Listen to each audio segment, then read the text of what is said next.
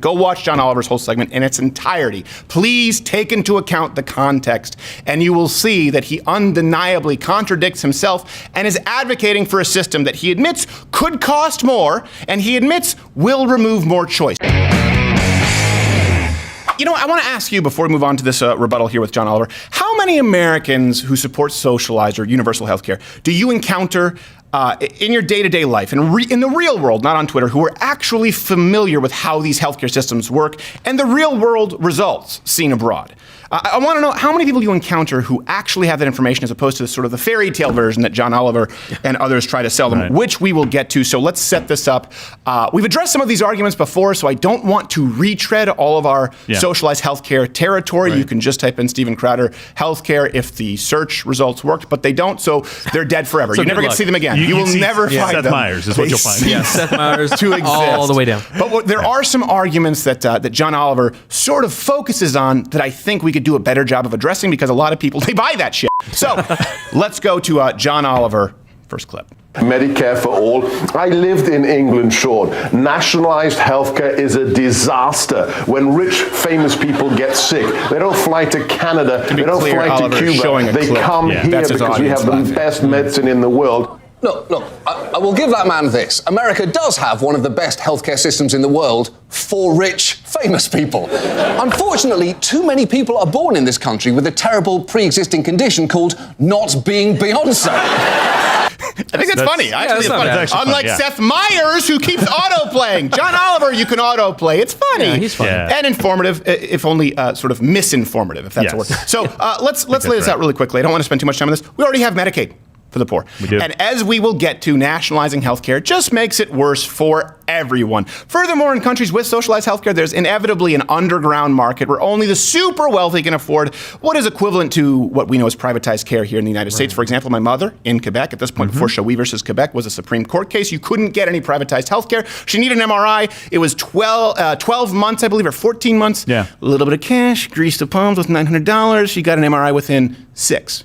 That's an improvement. That's definitely still crappy by American standards, though. So in all of these other socialized healthcare countries, you end up with more of a two-tiered system where only the super wealthy can afford it because they're not under crippling taxes. Let's go to the next clip, and then I want to come back with you. The majority of people who file for bankruptcy cite medical expenses as a factor, and you probably already knew that deep down from just how often you see GoFundMe campaigns online. No,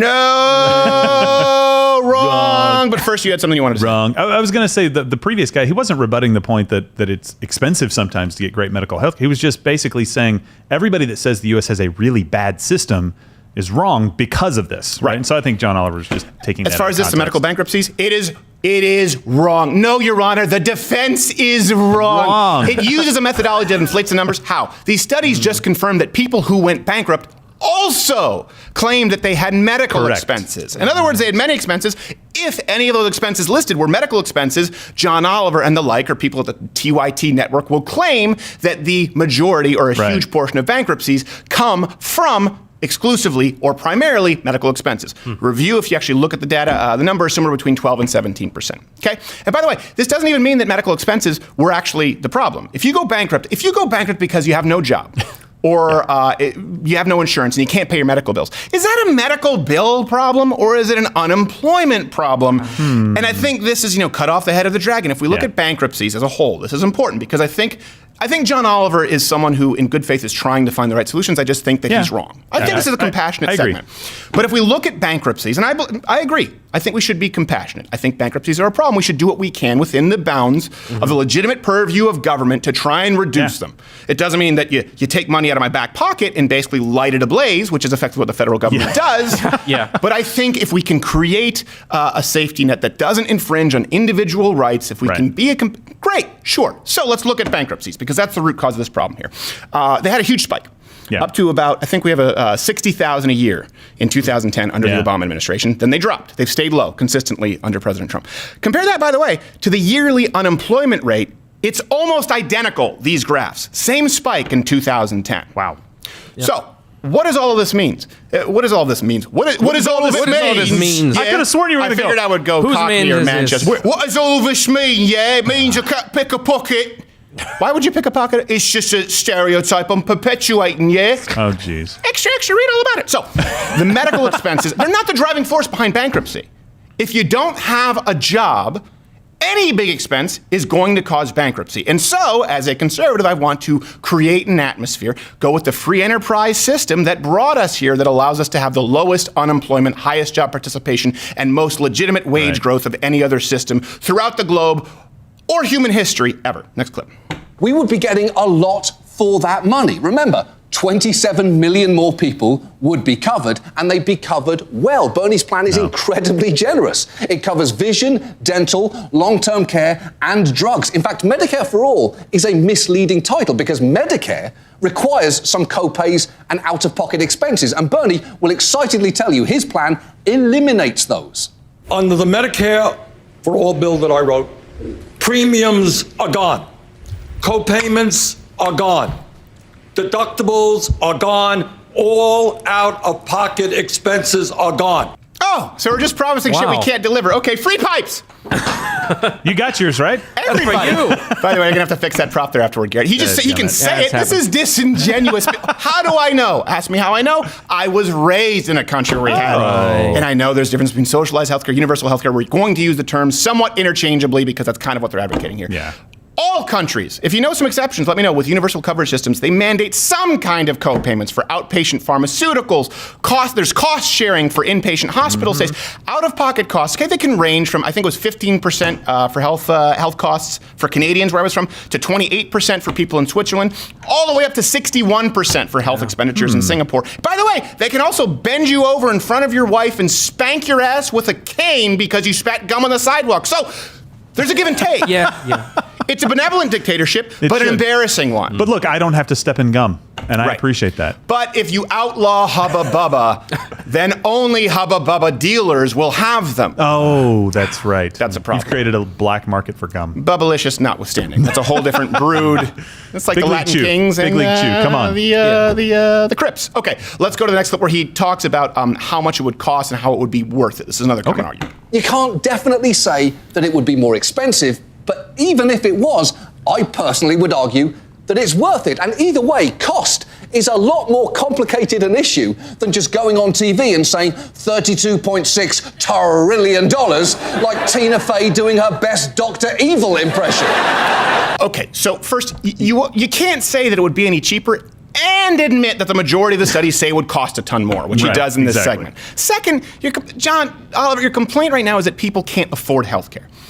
Okay, now you're looking at possibly spending more for a worse product. By your own admission, you're looking at potentially spending more for crappier service. Keep in mind, too, Bernie's tax plan, this is something where he talks about, taxing the top 1%, then it moves to 5%, then it moves to 10%, depending on how many books he sells that year. His plan will tax everyone who makes $29,000 a year or more. There will be increased taxes. That's hardly someone living in the lap of luxury. Exactly. Yeah. So we need to be clear about this. Now, when people like Oliver, they say that universal health care would be better.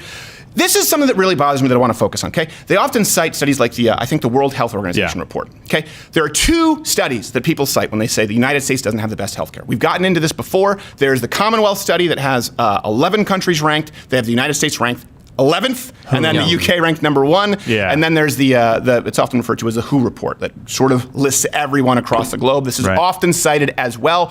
And we've addressed it in the past, but let's start this off. We rank 37th, the United States, in the world, okay? This is, by the way, when people say we don't have the best healthcare, they are citing two studies.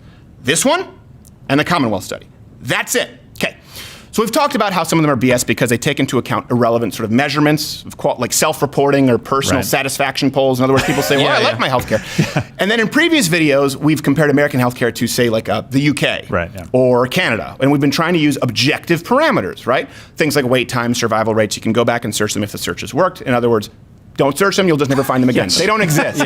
Nothingness. But then I realized that we are holding American healthcare to a much higher standard than people like Bernie Sanders or the poll takers themselves. There are all kinds of countries outside of the UK or Canada that are ranked above the United States based on the leftist criteria, the kind of criteria that Bernie would use. Not just the United Kingdom and Canada. So the citizens of Chile they're on month 4 right now of protests against the government because of these unbearable costs of living. What do they cite? Education, healthcare costs as some of the worst offenders. Interesting. Also, by the way, this should be relevant to people like Bernie. The wait times to get stents. This is a procedure, a heart procedure that Bernie had done recently when he had a heart attack. In Chile, is between 44 to 52 days. Yeah. It's between 44 to 52 days in the UK. In the UK, I want to make yes. sure. Yeah. I don't know what it is in Chile. I'm sure it's pretty bad too. It depends on how Probably affluent. non-existent. Depends on how Doesn't exist affluent at your all. neighborhood there is in the UK. It's kind of Right, like public schools. Guess what the wait time is in the United States? 90 minutes. 90 minutes. Wow. Another one on the list, Colombia. So they're 15 spaces above us, so that would be 22. I can do the math quickly, I just can't remember it. A couple of things. First off, does anyone out there really believe that, do you really believe that Colombia is better than the United States in healthcare? And you can look at, by the way, the infant mortality rate. I usually don't like using that as a comparison because why? We have a much higher standard. Yeah. So we actually register our infant mortality rate higher because we report them as infant mortalities, whereas other countries wouldn't even consider it a life. But even using a far more stringent standard, theirs is nearly double ours. Or actually, I think it's more than double ours. So that's important to note. Here's the thing, too. most Americans, they don't want us to have healthcare like Colombia or Chile. No. Granted, okay? But here's the point.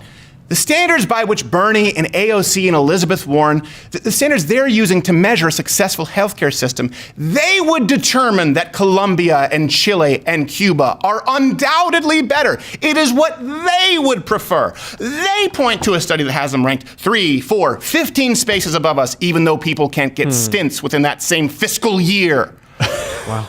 Then they try to feed you the lies, this appeal to popularity fallacy, that most Americans agree with them. No, Not true. No, that's not true. It's not true. Not that it would make it right, by the way, No, because it I'm wouldn't sure matter. at some point you could find a majority of people who agree with slavery. Of course. Still across the Islamic world. Indentured servitude. They build nice fake ski hills over there in Dubai. But guess what? They do. Slaves built that. Oh. You didn't build that. Slaves. So, sure, in the abstract, many Americans would like free healthcare. These are the polls they point to. They would like, hey, free healthcare, that sounds good. But most Americans want to be able to keep their insurance plan, and only 13% of Americans actually want to completely abolish private insurance, which, make no mistake, is exactly what Bernie or Warren's plan would do. By the way, please do hit the notification bell. Hit all notifications if you're subscribed on YouTube, because otherwise and turn on all the notifications on the YouTube app, otherwise you won't get them. And do consider subscribing to the audio version. Of course, Mug Club is the only way we get to keep the show going, because we do not have over 100 employees, producers, writers, and researchers like John Oliver. They're taking our jobs. We don't have the hate chili pill money, okay? We don't. We don't. It's just us. It's a racket. If you want to trust big hate Peruvian pharma. Here's another one where he talks about, I think, waiting lines. Next clip. As with cost, comparisons of wait times are very complicated. For one thing, the international wait times that you hear about most often are for non-emergency surgeries, such Like as stents. knee replacements. Right, yeah. And while, yes, people in other countries do sometimes have to wait slightly longer for some care, it's not like Americans aren't having to do that right now anyway. Americans are just sometimes forced to wait due to the expense. About half of US adults say they or a family member put off or skipped care in the past year because of the cost. And about 1 in 8 say their medical condition got worse because of that delay. Okay, so I'm going to give you a little bit of time here to see if you can spot the bullshit, then I'll come back to it. Did you spot it? Here's the quote from John Oliver. He says, half of U.S. adults say they or a family member put off or skipped some sort of health care or dental in the past year because of cost. Third-person information. That could literally include my aunt skipped the cleaning because it was $85 and she didn't want to pay it that day. She needed lotto tickets. It could be you or a family member. Yeah. That's anyone in your family. And it could be some sort of health care, which seems broad enough. They're giving themselves some leeway, a backdoor out, or dental care in the past year because of cost. Anyone you know in your family has put off some sort of health care procedure or dental care at some point in the last year. That does not mean that people are not able to get necessary medical procedures or even preventative care. Yeah, I put off a cleaning last week because I was out of town. Well, you always put off the cleanings, and that's an entirely other issue we'll talk about. By the way, in the UK, on the other hand, another example here, you have people going blind waiting for basic cataract surgery. On the upside, they don't have to see any Brit not named Elizabeth Hurley or Daniel Craig. So the good Lord giveth, he taketh away. But it's not how you want to base a healthcare system. No. Next clip. As for the uninsured, they can wind up having to wait on a literal line seeking care with aid groups like Remote Area Medical, an organisation that travels the country setting up mobile clinics to treat people for free and which draws massive lines wherever it goes. Having got their place in line, many camped out for the night. Before dawn, this was the moment they were waiting for. I mean, that seems like a good thing. Yeah. You sort of look at it. They're providing a service. What is the truth here? Yeah, no, he was talking about bread lines. Yeah, little this is a different line. This is lines for a new, different. groundbreaking service. The truth is, these units, they were made for people in remote areas that don't really have that many medical facilities nearby. That's why they exist. People waiting outside of a free healthcare truck in a rural area without many doctors is not comparable to blind people in Manchester waiting 1.5 years to get routine cataract surgery. One is innovation, the other is a shitty country. Next clip. There is the final big criticism of Medicare for All, which involves choice. Specifically, that it would take away our ability to choose the sort of health coverage that we receive. The fact is, our current system limits Americans' choices far more than it expands them. For starters, as a practical matter, most of us don't choose our health insurance. We get what we get through our employer. And because of that, choices like changing jobs can become significantly harder. And not just that. Oftentimes, your choice of doctors and hospitals is severely limited by which ones your insurance will cover. Okay, by the way, that does not imply that you don't have a choice. It means that people choose to have the insurance through their employer because it's cheaper and it's partially subsidized by their employer. Right. People who do not have employer-paid health insurance get to choose whatever they want. People who do can also choose whatever they want, but they often choose to go with the employment insurance, even if it's inferior, which is the exact same example of these subjective polling parameters used for people who think that their healthcare is better because it's socialized. And by the way, while he talks about this, that it limits our choice, let's go with everything that he just says there, okay? Let's discount everything I've just said and assume everything that he said was accurate. How is that an argument for removing all choice? Okay, let's go through this here. And I do hope that the search algorithms work on YouTube because we've addressed a lot of these other arguments and we've actually shown people what it looks like to go through a socialized healthcare system. I think the most important takeaways here, though, are that World Healthcare Organization ranking and this idea that somehow this will cost less or it won't raise taxes. No, even if you watch the whole segment, go watch John Oliver's whole segment in its entirety. Please take into account the context and you will see that he undeniably contradicts himself and is advocating for a system that he admits could cost more and he admits will remove more choice. So let me get this straight. John Oliver, you admit this will raise costs. You cannot guarantee that the product will be anything better than what we currently have. All objective standards available to show that it will be worse. And you, John Oliver, admit that it will remove any remaining choices that we have from an already flawed system. And this is your best argument with over 100 writers, researchers, and producers? You are just the worst. Hey, I hope you enjoyed this clip. If you don't, these are the ABCs of me, baby. You can just click next video and put it in double speed. Of course, search doesn't necessarily work. Subscriptions, notifications don't necessarily work. Just bookmark this page, check in. We do a new video every single day, except for Sunday. And if you don't want this content to disappear, join Mug Club at louderwithcrowder.com/Mug Club. It's only $69 if you're a student, veteran, or active military. And if you don't, listen. I don't want to say that you're hellbound, but it doesn't look good for you.